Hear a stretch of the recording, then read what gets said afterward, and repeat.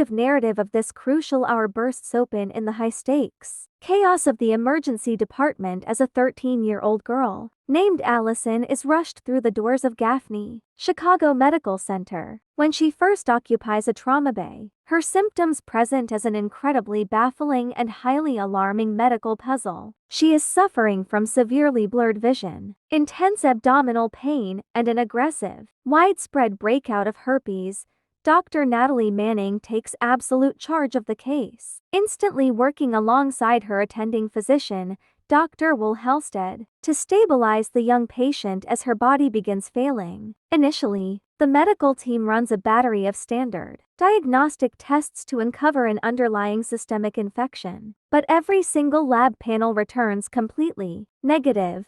The medical urgency escalates dramatically when Allison suddenly suffers a severe, violent seizure right on the gurney, forcing her way through the panic. Natalie orders an immediate, extensive spinal tap and deep neurological testing. The secondary lab results return a shocking diagnosis. Allison has contracted HSV type 2, which has traveled directly to her brain and caused a life-threatening condition known as herpes simplex encephalitis, or SHE.